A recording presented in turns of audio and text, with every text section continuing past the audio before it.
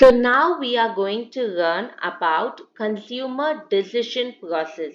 Who is a consumer? As we know, a consumer is a person who consumes the goods, who purchases the product for their consumption. He is not a businessman.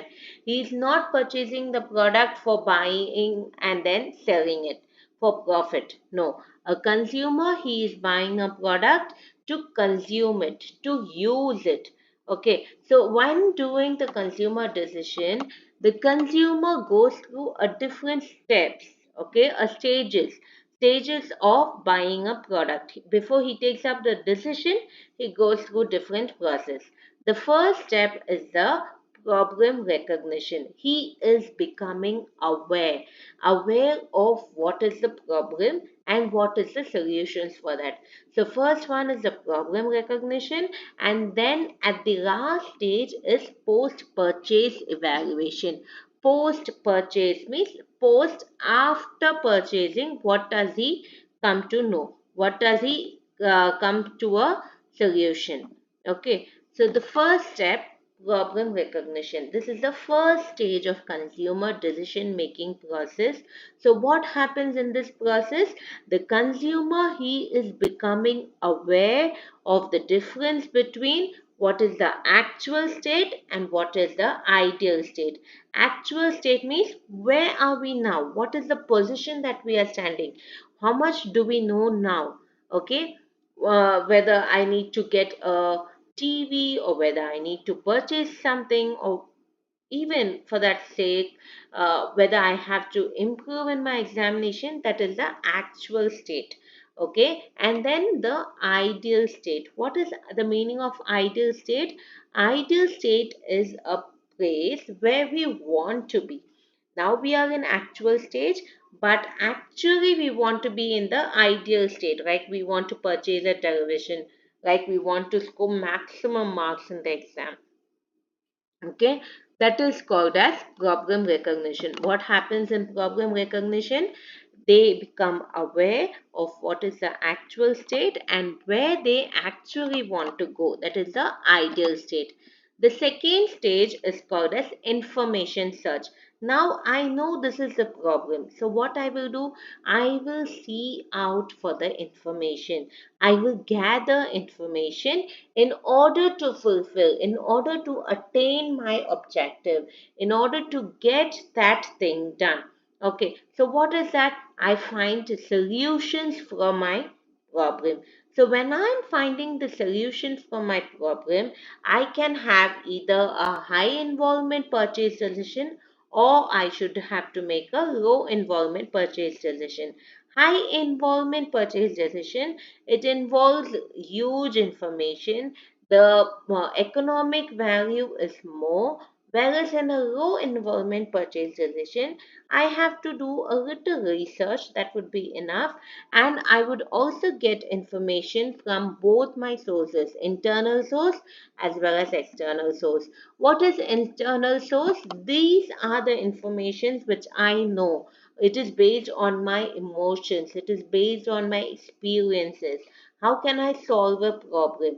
And external sources are the source of information which I get from my friends, from my family members, from different sales personnel, from the advertisements. All these contribute to my external source.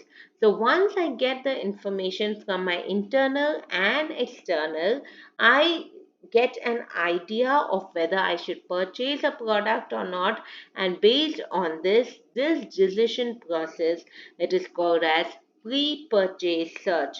So what happens? I go to see different brands, different companies, and I see through the evoked set. Evoked set is a set of brands that are available for me in the market.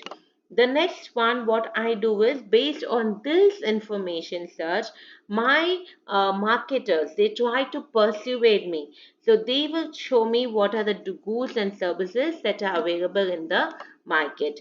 The next stage is evaluation of alternatives. Now I know what is there in the market.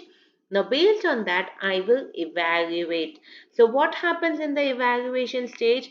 Based on these evoked set of options which are available for me in the market, I will do the evaluation. What I will do, I will choose the particular brand or a particular service which is available for me in the market. So, when I'm doing the evaluation of these alternatives, I do it in two forms, either based on the objective facts or the subjective impressions. Objective facts are nothing but based on the attributes of the product, and subjective facts are these particular products satisfying my need, satisfying my desire. Next, I do the purchase decision. What happens in purchase decision? Once I know what are my evaluation of the alternatives, I do my purchase decision, which is actually taking the action. So, what do I do in this? I go and do the final purchase of my product. Now, the consumer knows what are the different evoked set of products available in the market.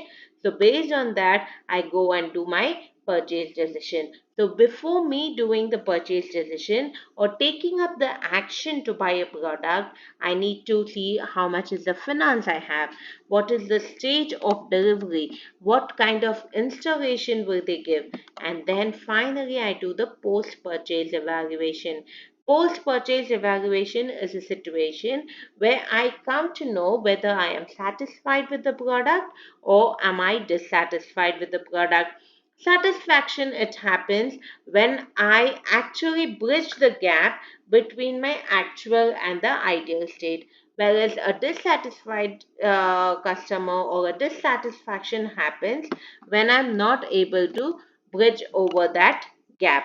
So, a dissatisfaction customer or a dissatisfied customer might experience certain anxiety or some kind of cognitive dissonance because he feels that he has not done the proper thing by choosing up that particular product. So these are the different stages which a consumer go through before making the buying decisions.